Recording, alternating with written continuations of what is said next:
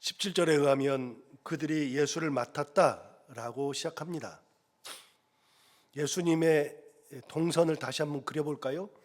예수께서 최후의 만찬 하시고 세족식 하신 다음에 제자들과 이제 대화를 나누시고 대제사장 정적의 마지막 기도 17장에서 기도하시고 18장에서 잡히실 때 겟세마네 동산에 가셨을 때 거기에 누가 왔느냐면 대제사장들, 장로들 그리고 군인들 이 보낸 아랫사람들이 거기로 올 때 등과 횃불과 무기를 들고 왔죠. 그래서 예수를 결박해 가지고 안나스에게로 끌고 갔는데 안나스는 그 해의 대제사장 가야바의 장인 안나스의 집에 끌고 갔다가 안나스의 집에서 신문을 당하신 후 가야바 그 해의 대제사장인 가야바에게로 끌고 갔죠. 그래서 가야바의 뜰에서 또 신문 받으실 때 그때 베드로가 3번을 부인하죠. 그리고 나서 가야바에게서 이제는 빌라도의 관정에 가는 겁니다. 지난번에 말씀드린 것처럼 관저와 관정은 다르다 그랬죠. 관저는 사는 집이 관저고 관정은 그 공직자가 업무를 보는 공간이 관정이죠. 그 관정에 가가지고서 거기서 최후의 사형 선고를 받았습니다. 다시요. 최후 만찬하는 것은 성 안이고요. 예수님께서 잡히신 곳은 성 밖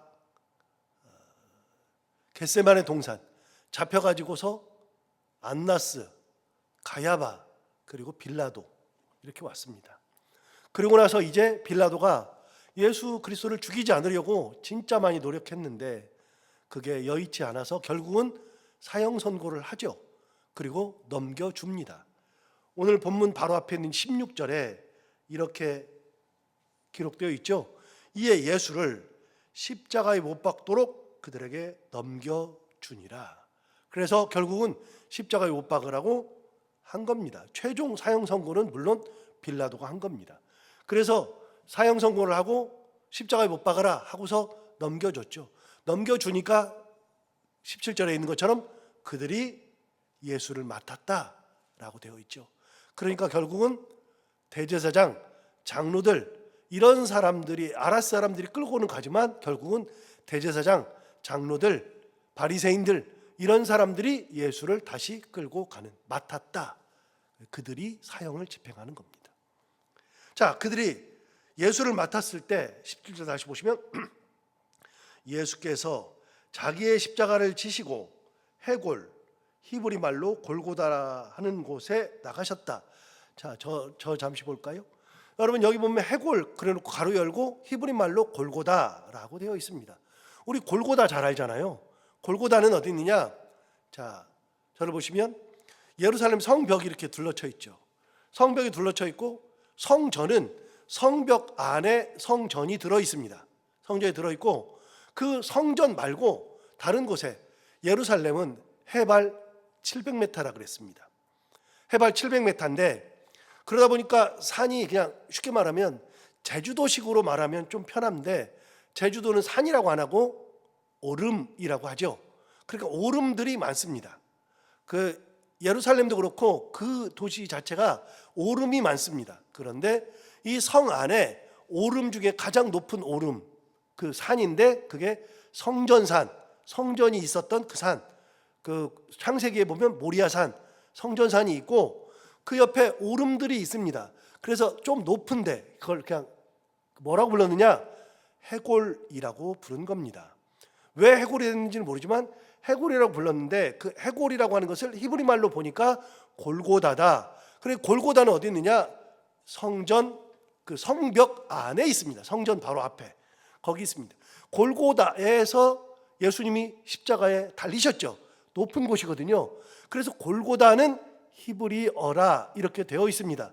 그런데 여러분 우리가 골고다라는 말을 쓰기보다 찬송가를 부를 때 많이 하는 것 중에 영원한 사랑의 갈보리 그랬죠. 갈보리라는 표현을 많이 씁니다. 찬송가에는 골고다라고 하는 표현보다는 갈보리라는 표현이 훨씬 더 많이 나옵니다. 갈보리는 뭐냐? 갈보리는 헬라어입니다.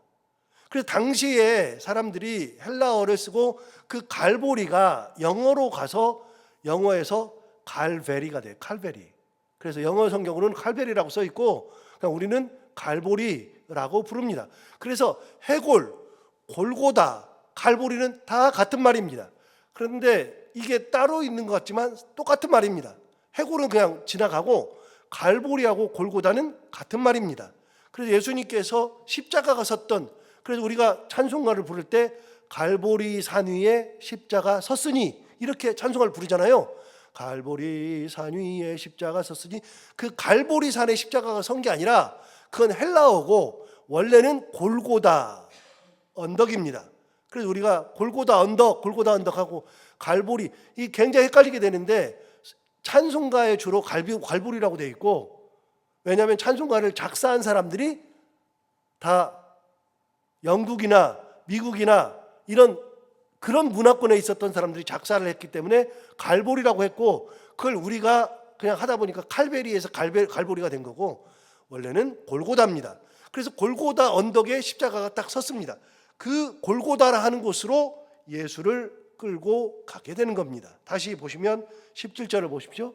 조금 이해가 편할 텐데, 그들이 예수를 맡음에 예수께서 자기의 십자가를 지시고 해골, 히브리 말로 골고다라 하는 곳에 나가시니, 그렇게 나가요. 18절, 그들이 거기서 예수를 십자가에 못 박을새 다른 두 사람도 그와 함께 좌우편에 못 박으니 예수는 가운데 있더라.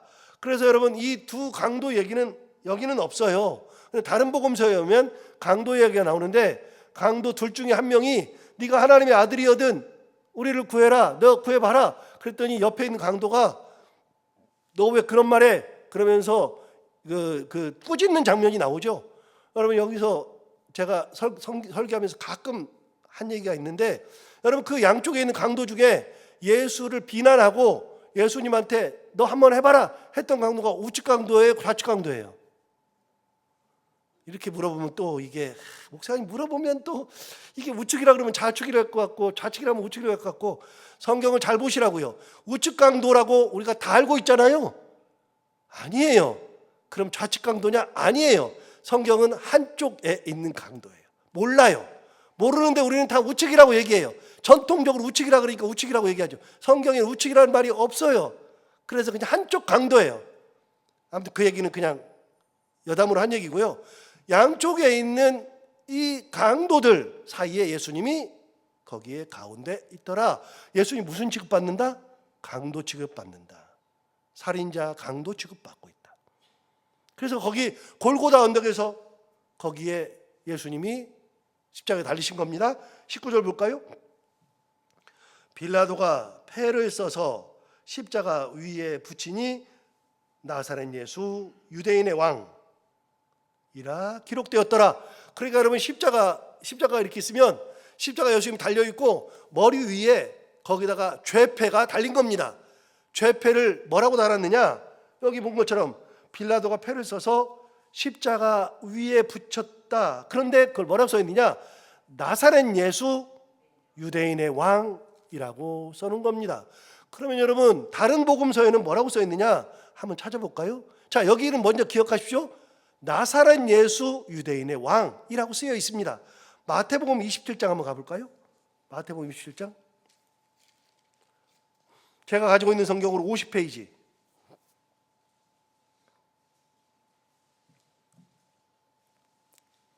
제가 가지고 있는 성경으로 50페이지인데 마태복음 27장 37절을 보시면 이렇게 되어 있습니다. 37절,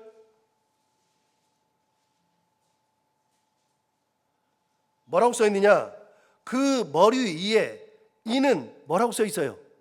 유대인의 왕 예수라고 쓴 죄패를 붙였더라.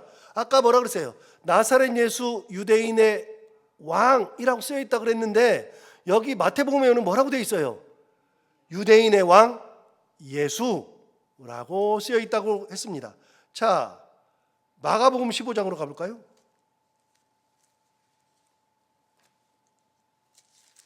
마가복음 15장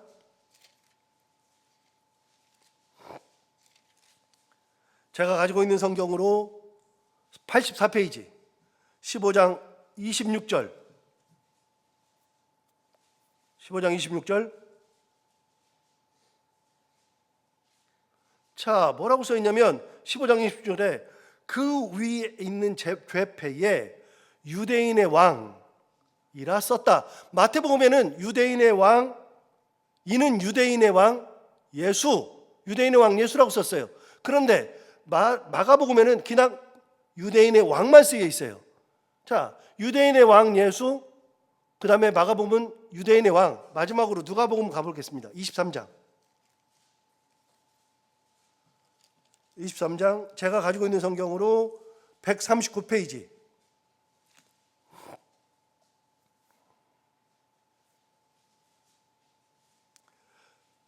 누가복음 23장 38절을 보시면 뭐라고 써 있느냐? 그의 위에 이는 유대인의 왕이라 쓴 패가 있더라. 이렇게 돼 있어요. 자, 그러니까 마태, 마가, 누가, 요한복음의 죄패가 다 달라요. 어떻게 다르냐? 다시 한번 정리하면 마태복음에는 이는 유대인의 왕 예수라고 쓰여 있고, 마가복음에는 유대인의 왕이라고만 쓰여 있고, 누가복음에는 이는 유대인의 왕이라고 쓰여 있고, 그리고 오늘 본문인 요한복음에는 나사렛 예수 유대인의 왕이라고 쓰여 있습니다. 여기서 두 가지. 첫 번째, 왜 복음서마다 다를까요? 여러분 이제는 성경을 이제 설교를 많이 들어서 알죠? 왜 복음서마다 다를까요? 똑같은 죄패인데 그거는 30년이 지났기 때문에, 30년에서 50년이 지났기 때문에 제자들이 그 죄패를 정확하게 기억을 못해요. 기록하는 제자들이 후에 썼다는 것을 의미하는 거예요. 성경은 후대에 쓰여진 거예요. 자, 두 번째, 여러분 이 죄패에 공통점이 있어요. 어떤 공통점이냐? 보세요. 이는 유대인의 왕 예수, 또 마가복음에는 유대인의 왕, 누가복음에는 이는 유대인의 왕, 요한복음에는 나사렛 예수 유대인의 왕. 공통점이 있어요. 모두의 공통점은 뭐예요? 유대인의 왕이에요. 여러분 유대인의 왕이라는 공통점을 가질 수밖에 없었던 이유가 뭐냐? 여러분 당대 사람들이 예수를 고발할 때 이미 우리 요한복음 앞에서 했어요. 빌라도가 첫 번째 질문이 뭐냐면 네가 유대인의 왕이냐고 물어봤죠. 왜요? 고발하는 사람들이 유대인의 왕이라 그럽디다 라고 얘기한 거예요. 그리고 네가 유대인의 왕이냐? 그걸 가지고 한참을 논쟁했어요.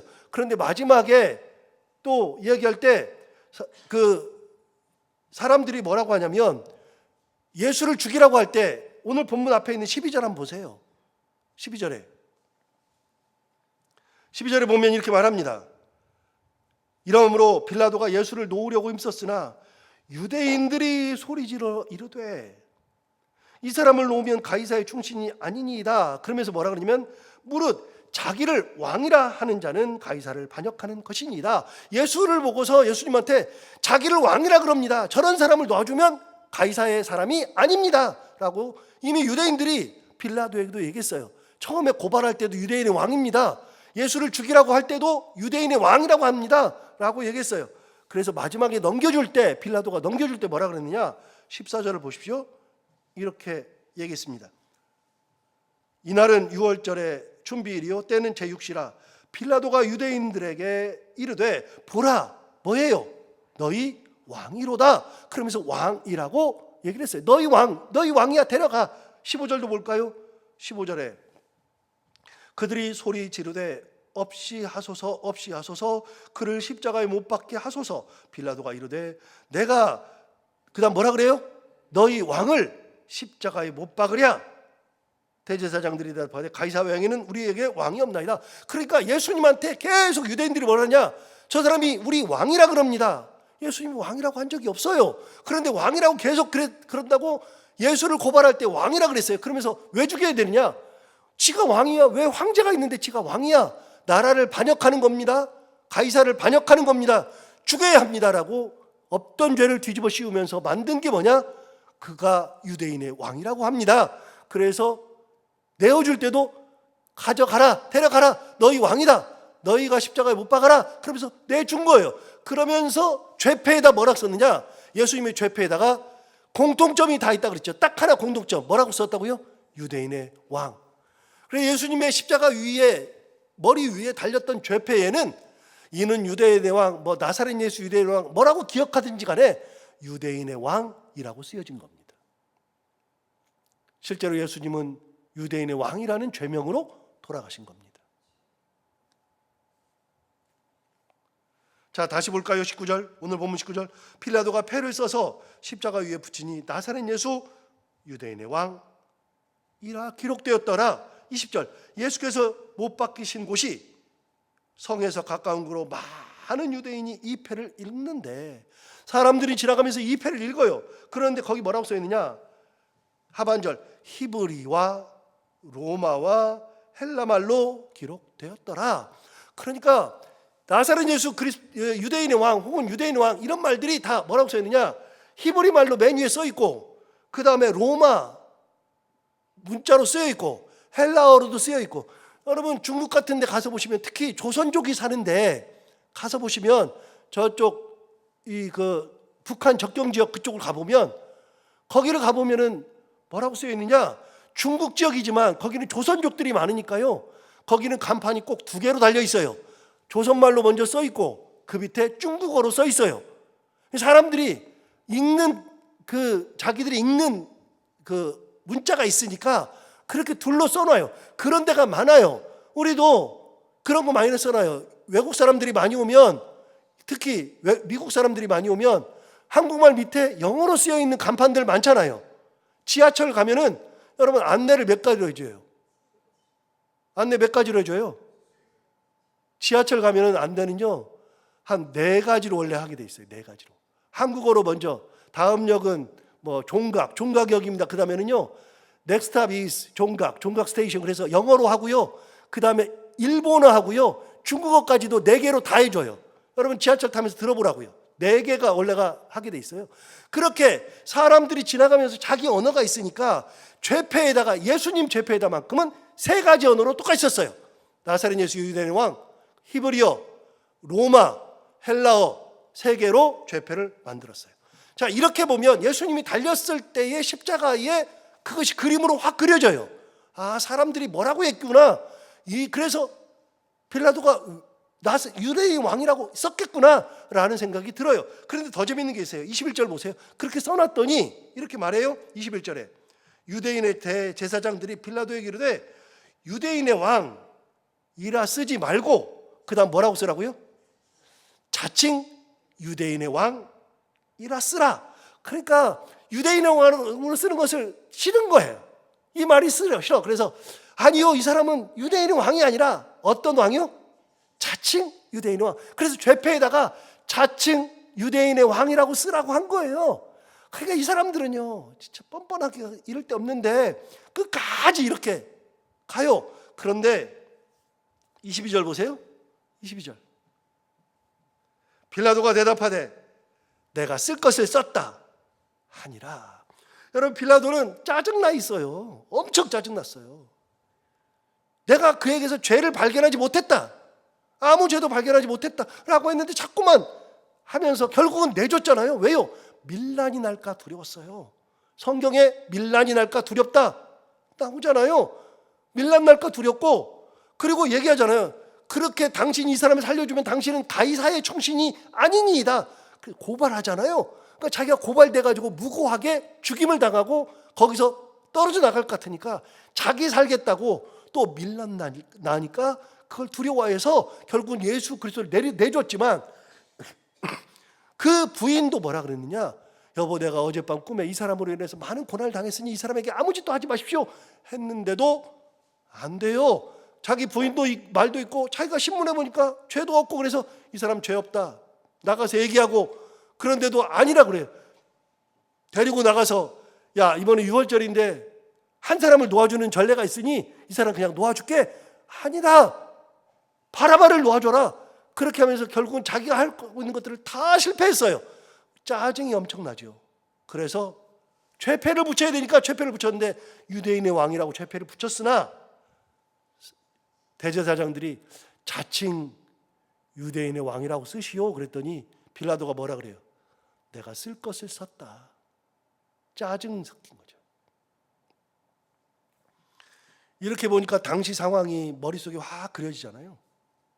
자, 그랬는데 그 다음에 23절 보십시오. 23절에 보면 또 다른 사람들은 뭐 하느냐? 여기에는요, 사람들의 모습이 다 나타나요. 23절, 군인들은 뭐 하고 있었느냐? 군인들이 예수를 십자가에 못 박았죠.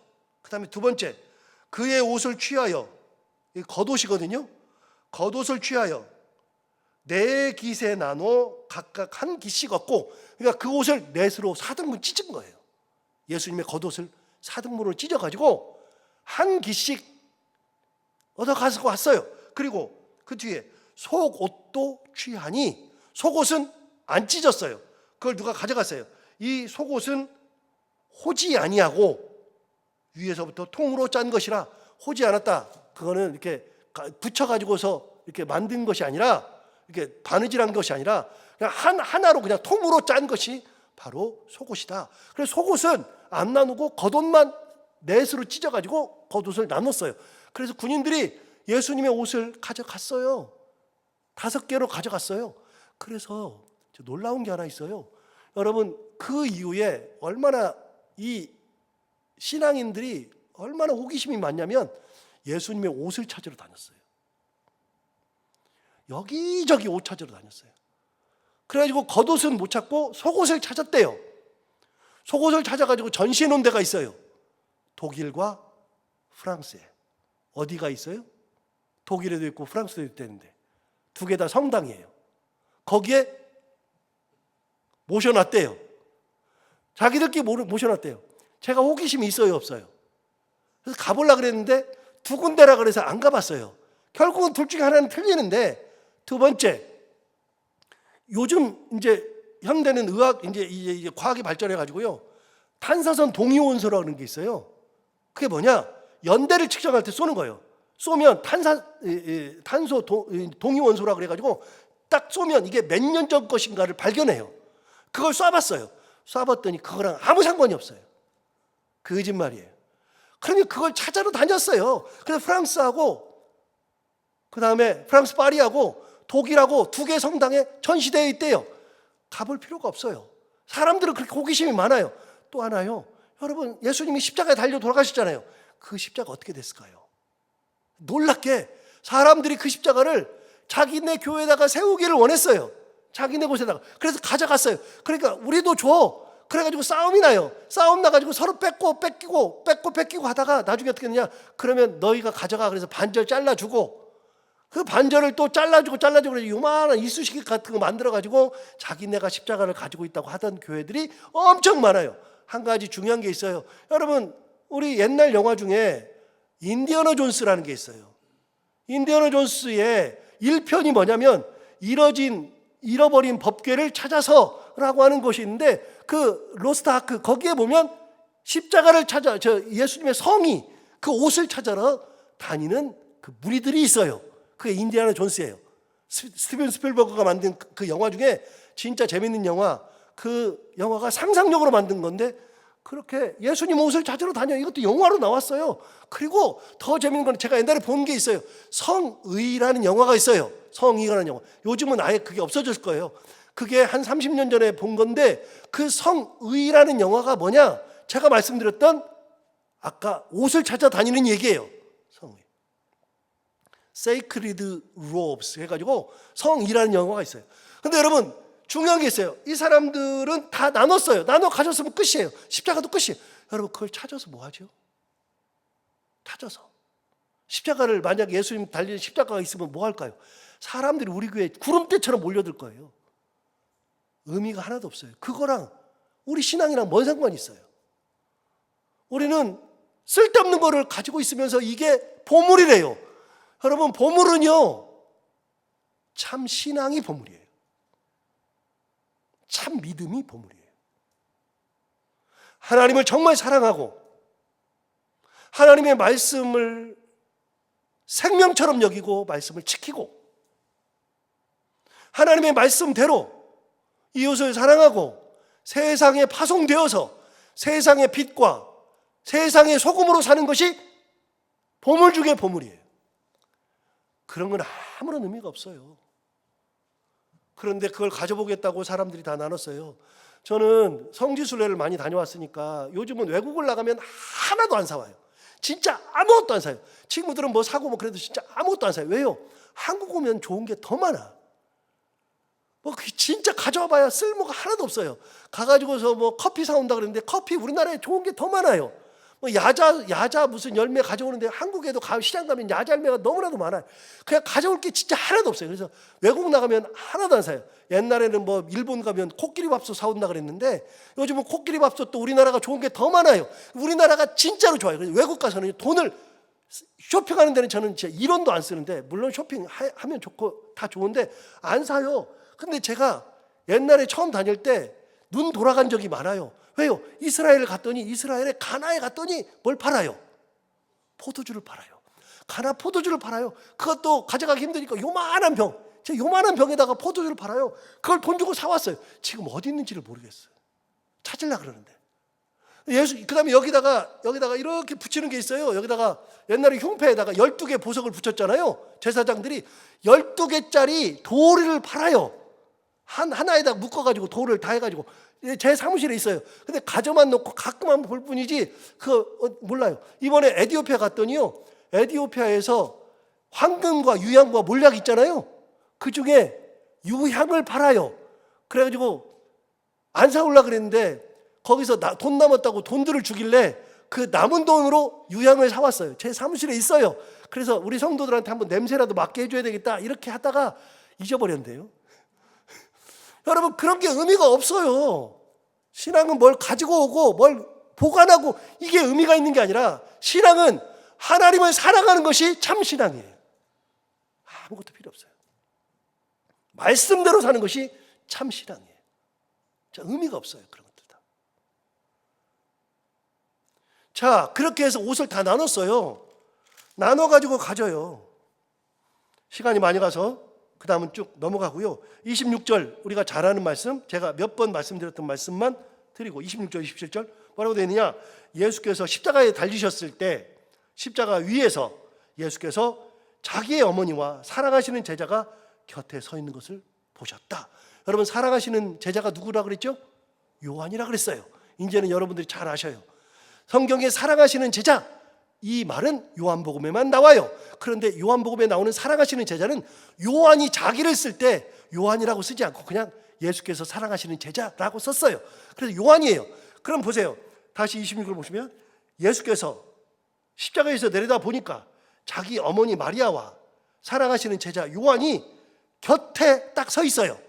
곁에 서 있는 것을 보시고 자기 어머니에게 말씀하시되 여자여 보소서 아들이니이다. 그래서 어머니한테 요한을 향해서, 어머니, 요한 여기 옆에 있죠? 당신의 아들입니다. 내가 죽는데 당신 아들입니다 라고 소개를 했고, 27절에 또 그 제자에게 이르시되 보라 내 어머니라. 그래서 자기가 죽는 대신에 요한과 마리아 자기 어머니를 둘을 묶어서 자기를 대신해서 요한은 어머니로, 어머니는 요한을 자식으로 이렇게 해가지고 묶어줬어요. 그래서 27절 뭐라 그러냐, 또 그 제자에게 이르시되 보라 내 어머니라 하신데, 그 다음 뭐라 그랬냐면 그때부터 그 제자가 자기 집에 모시니라. 그래서 요한은 죽을 때까지 어머니 마리아를 모셨습니다, 실제로. 그래서 12제자가 다 순교했어도 한 제자는 순교 안 했다 그랬죠? 누구요? 요한은 순교 안 했어요. 왜요? 어머니를 모셔야 됐거든요. 여러분, 이게 사명이에요. 요한에게 주어진 이후의 사명은 어머니를 모시는 게 사명이에요. 그게 무슨 사명이야? 여러분, 그 사명이에요. 사람마다 사명이 달라요. 선교사들이 가지고 있는 사명이 있고요, 목회자들이 가지고 있는 사명이 있고요, 직분 받은 사람들이 가지고 있는 사명이 있고요, 그리고 회사에서 사람들을 만날 때 내가 가지고 있는 사명이 있고요, 내 가정에서의 내 사명이 있고요, 내가 어떤 것을 맡았을 때 그 사명이 있는 거고요, 사람마다 사명이 다 다른 거지 똑같을 수 없어요. 요한이 받은 사명은 어머니를 모시는 사명. 끝까지 어머니를 자기 집에 모시고 살았어요.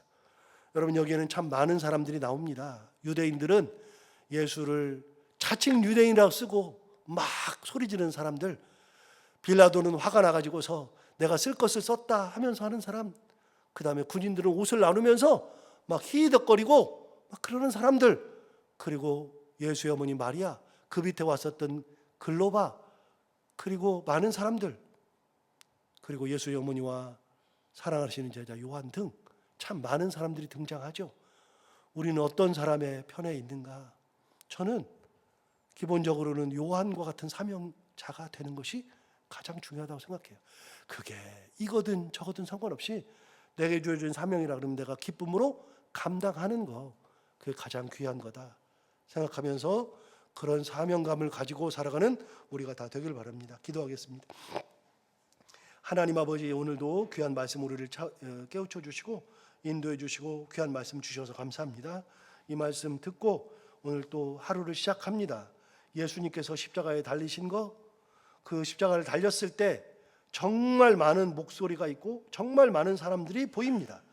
대제사장들이 보이는가 하면, 군인들이 보이는가 하면, 빌라도가 보이는가 하면, 또 예수님의 십자가 밑에 그때까지 따라온 그의 어머니와 이모와 글로바의 아내 마리아와 막달라 마리아와 같은 분이 있는가 하면, 그리고 마지막 사명을 받았던 요한이 있기도 하고, 예수님과 함께 양쪽 옆에 달렸던 강도들이 있는가 하면 참 많은 사람들이 있는데, 하나님 아버지, 우리는 어떤 사람일지 다시 한번 우리의 삶을 돌아보며 우리에게 주어진 사명이 무엇인지 그것을 기쁨으로 받고 주님 앞에 나아가며, 참 신앙은, 참 보배, 참 보물은 하나님을 정말 사랑하고 말씀을 생명처럼 여기며 말씀대로 살아가고, 그리고 하나님의 뜻이 무엇이든지 그 뜻을 이룰 수 있는 그 신앙이 가장 귀한 보배, 보물이라는 것을 다시 한번 생각하고 가슴에 새기면서 그 사명을 잘 감당하고 하나님을 정말 사랑하며 말씀대로 살아갈 수 있는 그런 삶이 되는 저희들 모두가 다 되게 하여 주옵소서. 하나님 아버지, 오늘도 하루를 살아갈 때 이 말씀이 우리 가운데 힘이 되기를 원하며, 오늘도 사랑하는 많은 분들 여기저기에서 교회로 그리고 인터넷 앞으로 가가지고서 예배 드리고 기도하는 사랑하는 모든 성도들 한 분 한 분의 그 헌신과 열정과 마음을 하나님 다 받아주시기 원하옵고, 하나님 아버지, 우리가 기도할 때 하나도 땅에 떨어지지 않냐고 하나님 앞에 다 상달되고 응답받는 기도 될 수 있도록 인도하여 주옵시고, 오늘도 하루를 살아갈 동안에 우리가 해야 되는 것들을 기쁨으로 잘 감당하고 만나는 분들과 함께 웃고 행복한 하루가 되게 하여 주옵소서. 감사하며 예수님 이름으로 기도하옵나이다.